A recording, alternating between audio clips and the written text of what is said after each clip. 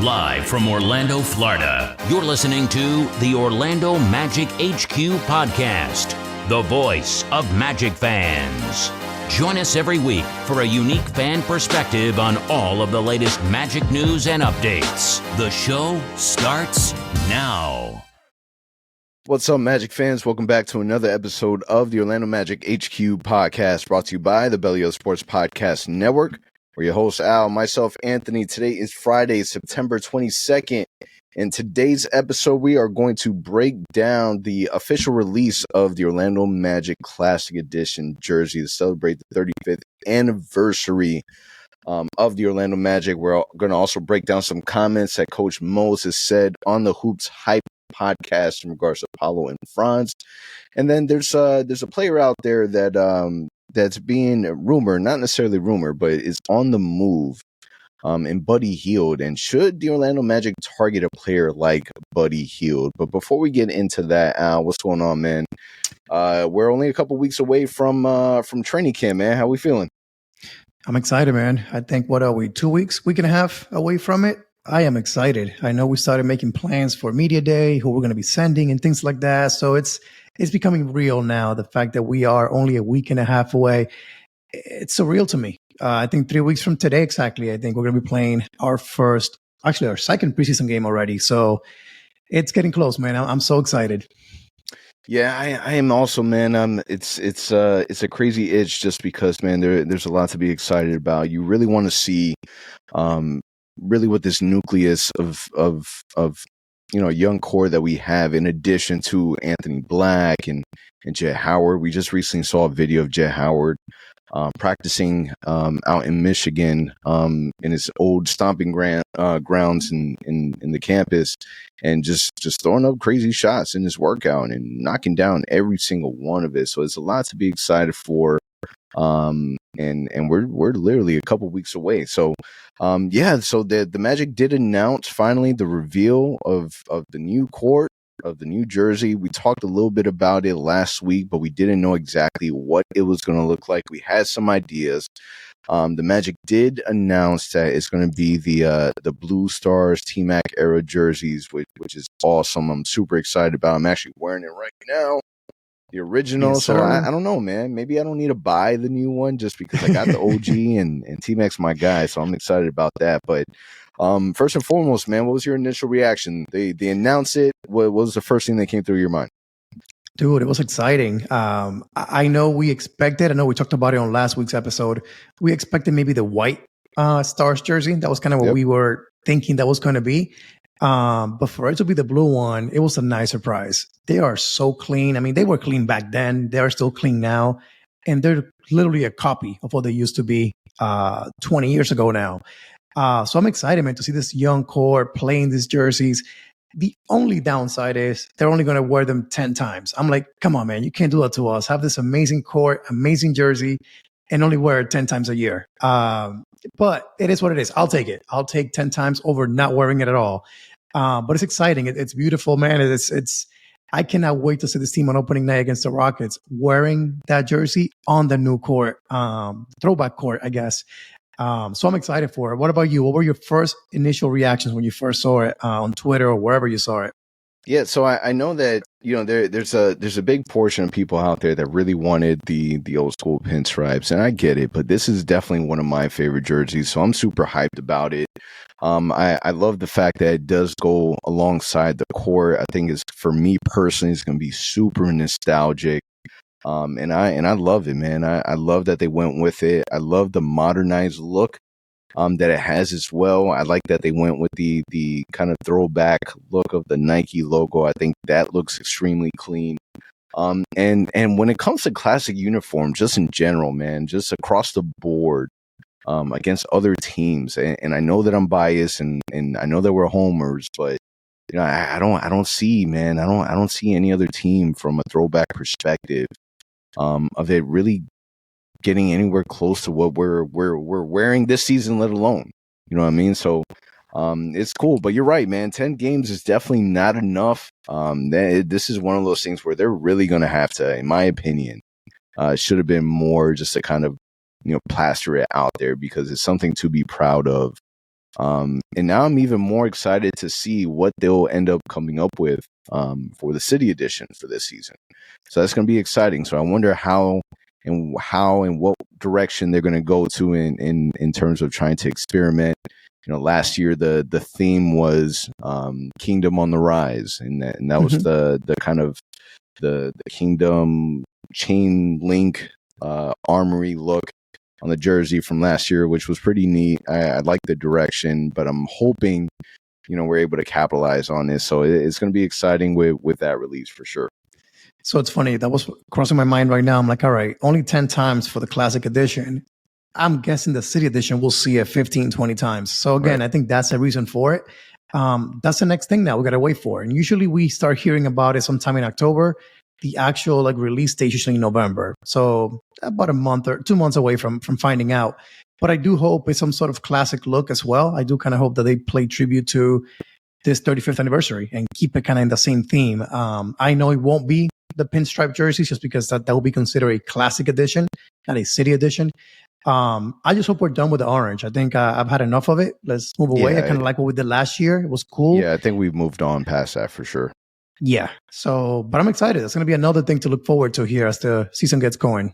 Now, let me ask you, just in terms of how the jersey really looks like. If you remember on the actual official court releases, the star jerseys it was definitely more of a shinier look, right? Mm-hmm.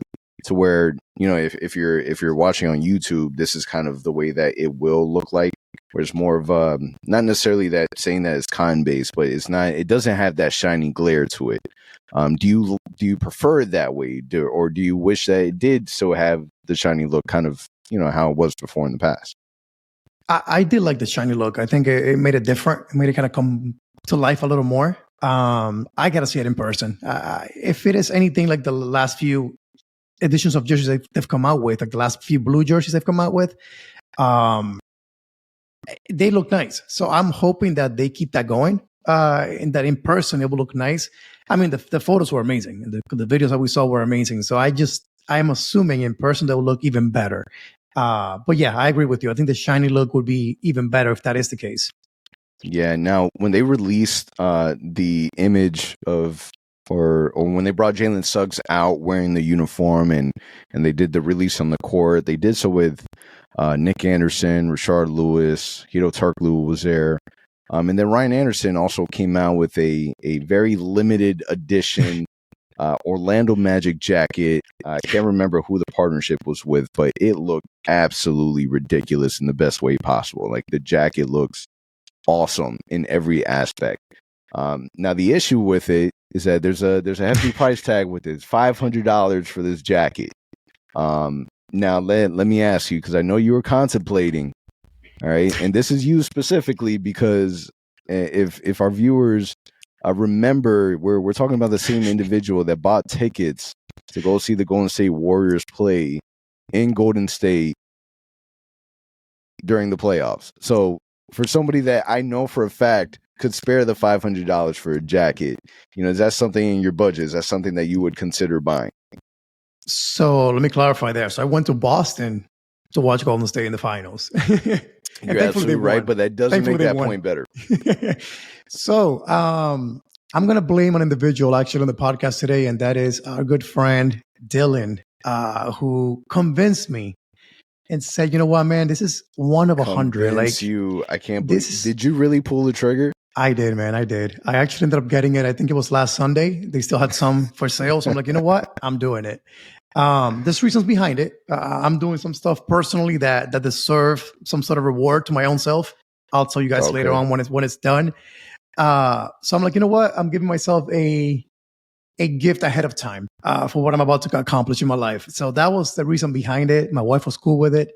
But yeah, man, the $500 was not an easy thing to process in the moment. But once I pick it up on October 30th, I think they were able to go pick it up. That's going to be exciting. And the fact that only 100 people get it, it's one of those things where when kids come around, whatever it may be, it's a classic, man. You got to be able to pass that down. Man, I can't believe you were convinced. I can't believe you dropped the money on that. Listen, the jacket is dope. The jacket is fire. Here's my issue. it's a collector's item. Mhm. And there's a reason why it's a collector's item, because it's a jacket and we live in Florida. How Yep. often do you really see yourself wearing this jacket? So the benefit of this is Amway is super cold. And as you guys know, I go to every game. So I'm wearing this jacket. Some way, somehow I'm going to wear this jacket.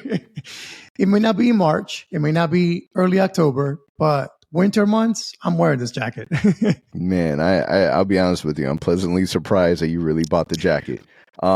Now, my next question is, what size was it? Was it a large? Medium. A medium. Dude, I can't Yeah. fit in a medium. I can't even borrow it.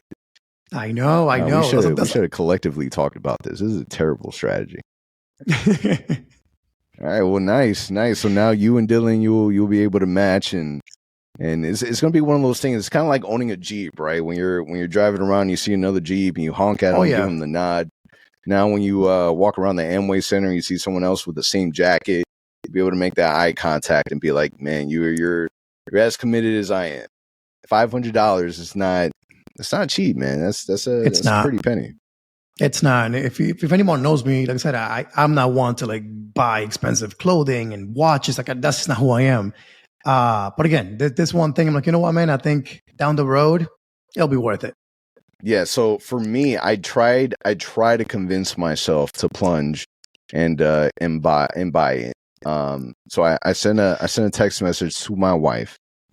And I told her to give me one very good reason why I shouldn't buy this jacket. And before you answer, it's a collector's item. They're only making 100, and I have every intentions of passing this down to my son, right? I gave her every excuse of why this is a really good idea. And she said, "You're not paying $500 for a jacket. You live in Florida. It doesn't even make sense. It doesn't matter what the jacket looks like." I then sent her the picture of what the jacket looked like. And she's like, "Damn, that's a really nice jacket, but you're still not spending that much." And I'm like, "This is the thing. You're right. You win." You can travel in the winter. You can go to Denver, New York, Boston. This will force you to travel to places you probably wouldn't go to in the past because you have the jacket now. Right. So go back to her, let her know about this different view. Yeah, maybe they'll change her mind. Listen, I'll be honest with you, man. With all the promotions and the pictures that they took, that the Orlando Magic did an amazing job with the marketing and everything. There was other jackets that looked like they were more in my price range. It looked like they were more in the 150, 200. I don't even know if I would spend that much money, but for that $500, you could have bought yourself a Paolo or Franz, a Markelle Fultz, Anthony Black. You could have got yourself a good collection. 35th anniversary edition jersey with the amount that you spent on that jacket. But I'm sure that jacket is going to fulfill all your medium-sized desires. But I will tell you what, it's going to be a challenging year, man, going to Amway, going to games, because I'm sure there'll be so much merchandise with an old school logo, what we're doing. Yeah. So it's going to be a really, really tough year to not spend money on like a hat and a shirt and just random things, because this doesn't come around like every often. They're not going to go back to using this logo for merchandising for a while, if ever again. So it's going to be challenging this year. I'll be honest with you. Yeah. So you actually you reminded me on my only pitfall with these uniforms. The only thing that kind of caught my eye, that I was like, man, that doesn't necessarily fit. I'm not mad at it, but it kind of was like an eyesore in a sense, just because it didn't match the time frame. Which is, if you remember looking at the uniform, the shorts on the waistband, right in the middle, they utilized the original Orlando Magic logo with just the ball. And I thought to myself, I'm like, why is that logo on the waistband when we have, the Dwight Howard era logo in the middle of the court? Like, it would just make more sense to utilize that logo with that time frame on the waistband, but instead, they utilize a different logo from a different era, which kind of leads me to believe, when we're talking about, steps forward of a rebrand. I'm starting to be more and more convinced that that's the direction that the Magic would end up going. And in essence, it would be a brand new logo, because from my understanding, the old school logo was the full on Orlando Magic, font lettering with the ball. So maybe maybe that's something that they will primarily look at the future. But if I'm nitpicking, that's the one thing that caught my attention. That I'm just like, I wish it matched more. It just didn't make sense to me. I'm not mad at it. I'm not mad at it at all. But that's one thing that I saw that was like, interesting. Yeah, I think it was their way of playing, again, tribute to the whole 35 years of existence. So they have the pinstripes on the side, the stars throughout the jersey. Now they have the old school logo there, like kind of small. You really won't be able to see it very much. That was my thinking behind it. But to your point, doesn't quite match what we got going on with the rest of the jersey. But hey, I'll take it. Yeah, it was also cool that you had all these different players that you were representing. When they announced the reveal, and they were all wearing their respective uniforms from their era. Tracy McGrady was eventually there, from what I saw from social media. I wish that he would have been there when they were doing the panel interviews and the actual release, because it would have been cool, man. He's the one that made that uniform iconic. But anyways, moving along. Coach Mose made some comments on a recent podcast with Hoops Hype. That was interviewed by Michael Scotto, and he said specifically, giving some high praise for Franz and Paolo. Leading off with Paolo, saying Paolo is a combination of Carmelo, LeBron, and Tatum. There are different combinations of things they possess: the passing skills, the ability to score in different areas, and the power that they possess. When you think about Paolo's game, is that who you see? Do you see Carmelo, LeBron, and Jason Tatum in his game? Do you believe that that's an accurate description? So that's funny that he said that, because when he first came into the league, rookie season, first few games, people did say like, whoa, this dude is like LeBron-like in the way that he goes to the basket and just bullies people around the basket. Okay, so I can see that. Then we saw, as the season went on, him getting better and better with the mid-range, the pull-ups. And that's like, wait, that's Carmelo-like, backing up people, little fadeaways. Again, very Carmelo-like. And I think the Tatum connection is the Duke connection. There's a lot of similarities. They're big guards, but they're big forwards, but they play like guards. Some similarity, I hope. Tatum was a guy that when we drafted J.I., I'm like, man, please, like, let's jump in the lottery. I wanted Tatum so bad back then because he had a skill that we didn't have. It was a shot creation. It was a guy that can just pull the ball in the hoop. We're seeing that with Paolo now too. So I can definitely see it. He's got like this weird mix of the three of them. But the one guy that he reminds me the more of really is LeBron. He can pass the ball. He can really just grab a rebound and go and be a playmaker. He can score at will. So I can definitely see it. But if I had to pick one of those three that I kind of lean more towards, it has to be LeBron for me. Yeah, I mean, listen, who am I to tell Coach Mose that he's incorrect? I mean, if that's who he sees, that's who he sees. I don't disagree. Carmelo, LeBron, and Tatum are a great combination of skill sets to have. If you remember coming into the league, I think NBA Draft.net had, Paolo Banchero NBA comparison to be Julius Randle. I think somebody somewhere says something about, less athletic Blake Griffin. These are people that he was compared to. So we know the skill set that Paolo Banchero brings. The fact that we had him play primary ball handler in the beginning of the season due to injuries, and spend some time at the center now with the USA. This is a player that can really fit whatever the need of the team is at any point, any given time. And you see it, man. You see his big body, his big frame. That's what he came in the NBA with. He came with an NBA ready body. He's a walking bucket. He's exactly what you would expect to get out of the caliber of Carmelo, LeBron, and Tatum. This is why, I really don't understand why he hasn't received the same level of hype as, what we're seeing with Victor Wembanyama now. In a lot of sense, the argument can be made that, if anything, his rookie season was shadowed by Victor Wembanyama. And it's something that we're unfortunately going to continue to see. But I think that's the part that's exciting about him. He may not have the same hype as Carmelo, LeBron, or Tatum, but his impact, it's right there. And this is a season that I believe that we're going to be able to see a ton of growth from Paolo, because his impact we're going to be able to see him reflect more. If the team can stay healthy, reflect more in the win column. Yeah, 100%. I mean, and the point is here, like last year, he had a historic rookie season. That cannot be denied. And to your point, unfortunately, it was overshadowed by the whole Victor Wembanyama coming to the league and this and that. But reality is, when you look at his stats, what he did last year as a rookie, it's historic, man. Like the kid had an amazing rookie season. So to your point, he doesn't have the hype that those guys have, the Carmelo, LeBron, Tatum. But in reality, I think he'll put the league on notice here over the next year or two. He already did as a rookie, but that will continue in my mind as his career develops. Yeah, and then for Franz, he says Franz is a mixture between Chris Middleton, Kawhi Leonard, and Kevin Durant in the footwork. There's so many aspects these guys take from each one of those guys. You don't want to label them as just one person, this or that person. There's a combination of each one that they possess because they studied the game and they watched these great players. Franz Wagner was a player that, his NBA comp was supposed to be Mike Dunleavy Jr.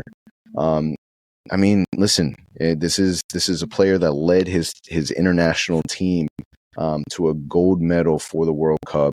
There's an argument to be made that he's the best player in his draft class. If you were to do a redraft, there's no way that he falls under 3. And if the Golden State Warriors could go back and redo it all, we know for a fact that they will end up drafting Franz Wagner. Franz Wagner is that dude.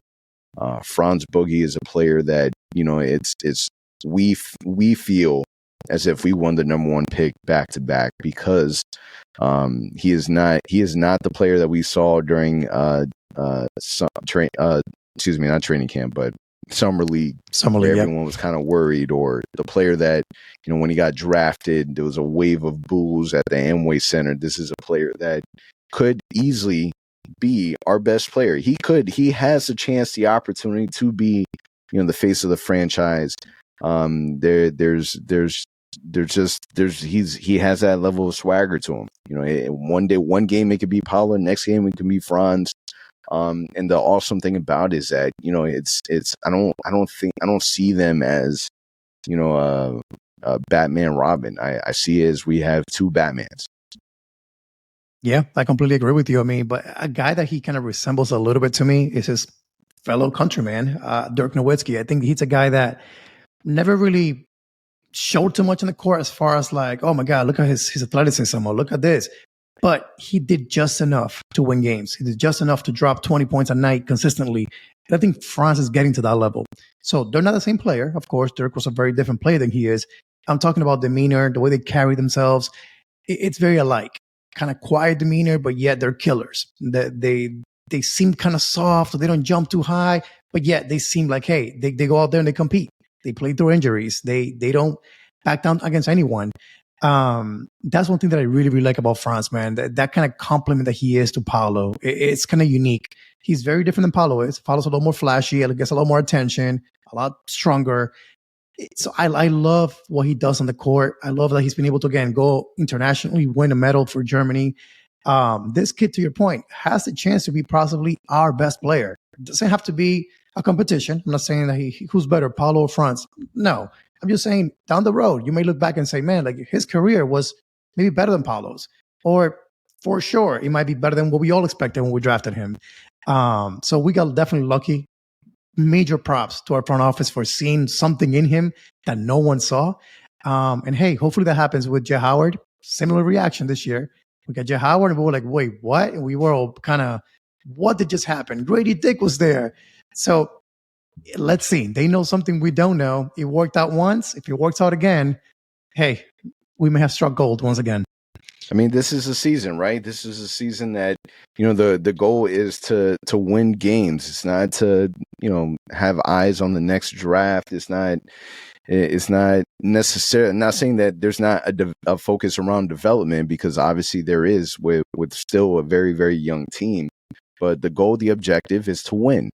Now, one aspect of trying to win could be an avenue where the Magic do decide at some point to make a trade to be able to, advance or lift the talent on this roster. And the talk of the town right now is the Indiana Pacers pretty much saying that they're working with Buddy Hield to be able to find a new home for him for a trade. So my question to you is, Buddy Hield, who is considered to be one of the best shooters in the NBA, is this a player that you would hope that the Magic are in talks for? Are you hoping that the Magic pick up the phone and inquire in regards to what the Magic would have to give up in order to bring Buddy Hield to Orlando? 1,000%. Listen, we've known for years. I think it's been close to a decade that we haven't had a shooting team, a team that can just go out there and they're going to hit 10 plus 3-pointers a night. When we do, it's surprising, it's fun, we get excited. But reality is we have lacked 3-point shooting for many, many years. What's an easy way to fix that? Hey, go get yourselves one of the best shooters in the NBA. That will definitely help. We talked about Paolo. We talked about Franz. We talk about now adding to the equation guys like Markelle and Wendell Carter. They need spacing. You add a shooter in the corner. That's all he has to do is stand in the corner. All of a sudden, you can't double team Paolo. You can't come and help out when Markelle's going to the hoop. It opens up the floor drastically for this team. Now, you might say, hey, we got Gary Harris already. What's the point? I love Gary Harris. Great vet. I would say decent shooter. He's a good shooter. I don't think he's a great shooter. He's a decent shooter. But again, when you have a chance to get one of the elite guys in the NBA at any skill, rebounding, shot blocking, shooting, and you are in the conversations, you have the assets to make that move, why shouldn't you call? He may cost more than we may be willing to give. I know we are attached to all the guys in this roster, but I will throw something out there. If you give Gary Harris the 2025 Denver pick, a few seconds, and pick a young guy, I'm not going to throw a name out there because I just know who I would give up. I don't want to give up anybody. But if you have to, pick a young guy that you may be willing to part ways with. You have to consider it, man, because if your goal is really to win games and take this team a little bit closer to a playoff contention, this is one of the few guys that I'm like, you know what? Make that move because he's a vet. He can shoot it. He's not known to be injury prone. And his role here won't be to be the primary guy. It's what he's doing in Indiana already, which is be a vet that can hit shots and that can add value to our team. So if you ask me and I was running things in Orlando, I will make a call. What would it cost? And then make a decision. But at the very least, give yourself a chance. Yeah, I mean, listen, the drawback of Buddy Hield would be he turns 31 in December. Contract-wise, he's on the final year of his contract, so he's on the verge of becoming a free agent. Maybe there's a deal that can be done of, being able to do a sign and trade, whatever case may be. So where you're able to have him long-term. The issue is, are you willing to pay him? Is he worth $25 million to $25 million a year? Is he a $25 million a year player that you would want on the roster at 31 years old? In terms of age, he doesn't necessarily match the future of Franz Paolo. He has one really good contract left, but at the same time, you're hoping to do damage in the next 2 to 3 years. Really make runs in the next 2 to 3 years. And this is a player that when it comes to being an elite shooter, he falls in that category. So I'm not necessarily against it. I think ultimately what it comes down to is what the Magic would have to give up in order to do so. Would Gary Harris and maybe Chuma and whatever else, would that be enough to entice Indiana? I don't think so. The Magic, in my opinion, if they're getting rid of Buddy Hield, then you're also thinking, all right, so Miles Turner's also out the door. So now they're looking to collect, young assets. Who the Magic, and that's the thing that people need to remember when it comes to wanting players to trade for. Everyone is really attached to the players that we have. Let's be honest. When you're asking to trade for Buddy Hield, you're also asking to lose some of these players. Who is it that you're really willing to give up on? Is Jalen Suggs a player that you're willing to give up on for Buddy Hield? You're talking about the two guard position, right? If you're talking about the 2 guard position, man, that means you're keeping Jalen Suggs on the pine for the next couple of years. And I think that for me, this is really the turning point when I asked myself and I convinced myself outside of Buddy Hield is I want to see what a full healthy off season for Jalen Suggs really looks like. In the beginning of the season, people gave him a lot of crap for and how he was playing. And it took him a little bit to really get into the groove. And towards the end of the season, mid-season, towards the end of the season, he was able to raise his game and he started balling out. I want to see what that looks like this season. Yeah, I completely agree with you. I mean, Jalen Suggs, I would not be able to give him up. I will say, if anything, and it's hard to say because I love him to death, but it would have to be Cole Anthony, if you ask me, or maybe even Anthony Black. But I will say one thing.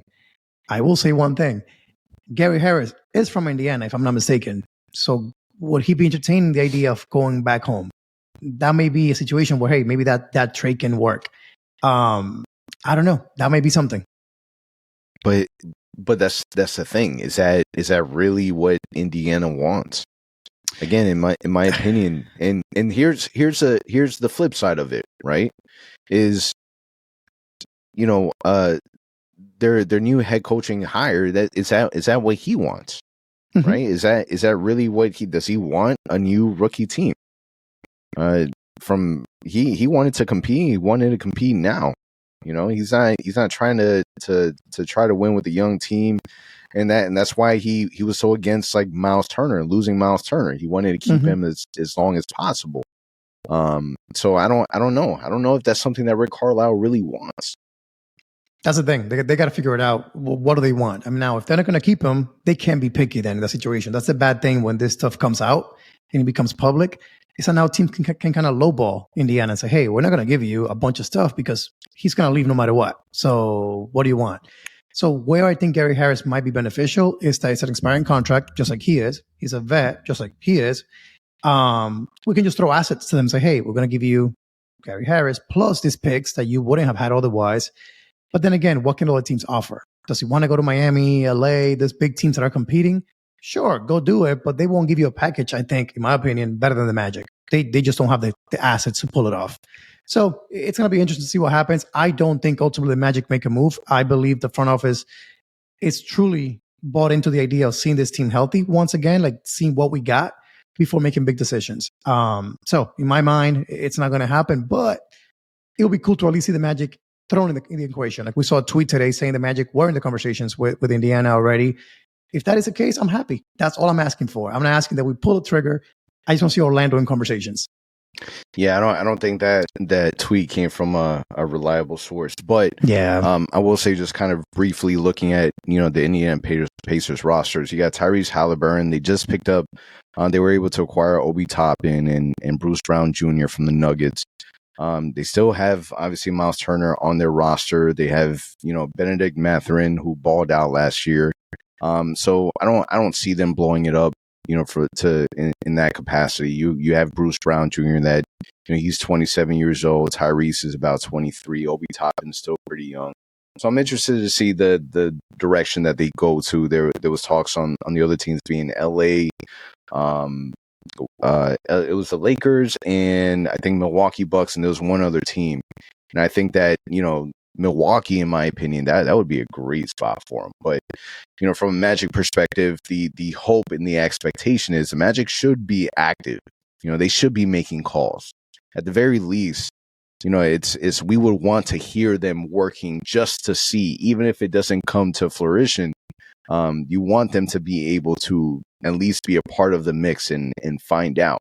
We saw a report today that the Phoenix Suns, they're looking to help and be a part of any trade to support Portland Trailblazers in a trade for Damian Lillard. Not necessarily trading for Dame, but to at least help facilitate and be a third man in some capacity. I hope the Magic are in some conversation in some capacity to be in the mix. Just to be able to upgrade or see if there's any opportunity to upgrade the roster at any point. Let me ask you this. So we know clearly that Portland supposedly doesn't want Tyler Hero. They're like, we don't want him. Cool. Kid's still young. Again, one of the best shooters in the NBA. Would you like to see Orlando being thrown in that equation and say, hey, maybe Tyler Hero comes to Orlando instead of Buddy Hield? It's a younger player, fits the timeline way better. Or are you like, nah, I wouldn't want him here? Honestly, and this was the conversation as well that we've seen pretty often in social media. I'm okay without Tyler Hero. It concerns me that the Miami Heat played so much better without him in the postseason. I'll be honest with you. It concerned me a good amount. It surprised me. True. You know, I don't know, man. I would honestly, if it was me, I want the Magic to be in every conversation possible, but I'm also okay with waiting until, you know, the trade deadline before we start making moves. You know, I really want to see what we have with Jalen Suggs. And you know, I think for right now, especially a player like Tyler Hero, I'm okay. There's nothing about Tyler Hero, in my opinion, that, you know, entices me. And you really look at it, Miami Heat, they don't even want him. You know, they're dying for Portland to take him off their hands. They're dying for it. And I think that it's eye opening for them that they were able to, you know, get as far as they did without Tyler Hero as well. Yeah, I think so too. I mean, the only thing that's kind of enticing for me is having, you know, a lineup of Markelle, Tyler Hero, Franz, Paolo, and Wendell. That's a really, really solid young lineup that kind of has a little bit of everything. Has shooting, has playmaking, has a guy that can score at will in Paolo. It will be like in my mind, a very solid starting five for years to come. But my issue with him, to your point, there's some red flags. Miami doesn't want him. What's going on there? And then on top of that, too, his contract is incredibly, incredibly expensive. We got to sign Paolo, Franz in a few years of contract extensions. Do we really want a big contract like that in our books? Right. That's the problem. Yeah, absolutely. Now, real quick, let's talk about Markelle Fultz. So there was a video that came out of Markelle Fultz working out. He cut his hair, so right now he's kind of rocking the low cut. But let me ask you, the talk around the town is that his jump shot is looking more fluid and is looking like the jump shot of old. What are your thoughts on the video? I feel like this is a conversation that we obviously have every single off season, but is this a season now where we really say, okay, that jump shot from Washington is back? So I wouldn't say it's the jump shot from Washington necessarily, but I will say it's a jump shot that we saw the last week of last season. I don't know if you remember that. He kind of went into this mood of like, hey, let me just start messing around. In Miami, the last game of the season, I think he shot 2 or 3 3-pointers that were just clean. Comparing his form from before to what he was showing us in that game, it looked completely better. His release was way higher, way faster. And that's the same jump shot that we're seeing this offseason and these clips that we're seeing. It's that higher release, faster release. All I can say is, man, if that jump shot is somewhat reliable and it looks the way that it's looking right now and the way that it looked against the Heat last season before the season ended, watch out, man, because this kid was playing at a high level. He was already dropping 18 to 20 points a night easily. He made us so much better by just being on the court. If he can just add that threat now that, hey, you have to guard Markelle on the 3-point line, you cannot just back off of him, watch out. That whole 4th seed tweet, I don't know if we're quite there yet, but 6th seed, 7th seed, I can believe it. Yeah, he's been working with the guard whisperer. Yep. Honestly, I don't care what his jump shot looks like. Yeah, I feel like we harp on it way too much. His mid range is butter. It's something that he's very, very effective at. Obviously, stretching the ball behind the 3-point line. We've seen him struggle from behind the line, but he also takes a shot. He's not afraid of taking the shot. So I don't care what it looks like. There's been plenty of NBA players that have had ugly jump shots that somehow they still go in. And I've trusted Markelle Fultz.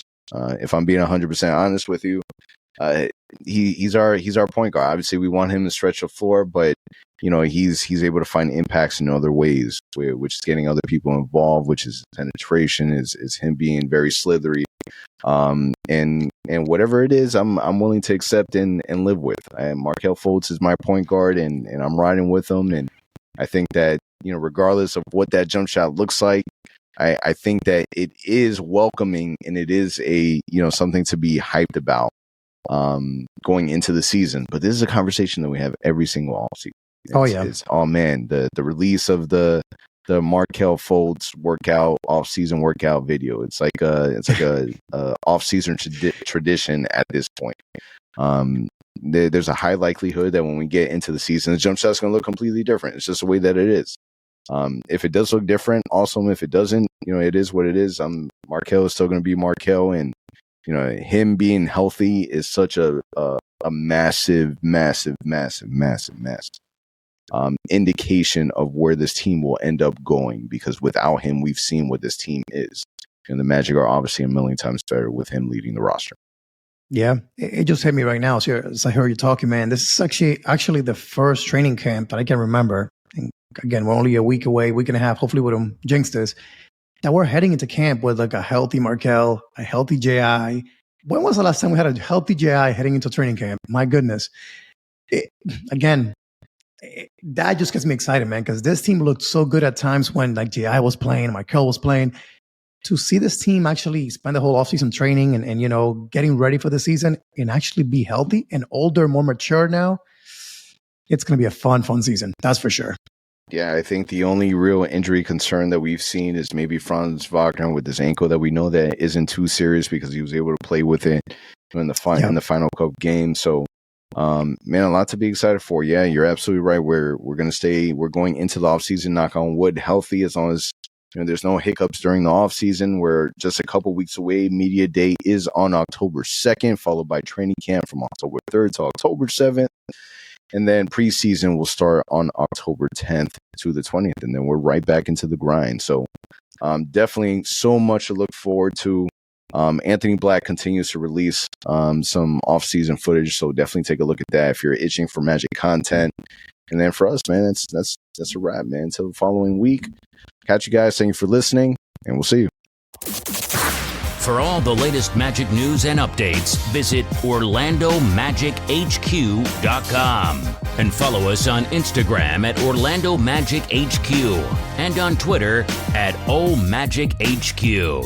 Also, remember to subscribe to our YouTube channel and subscribe and leave a 5-star review on your favorite listening platform.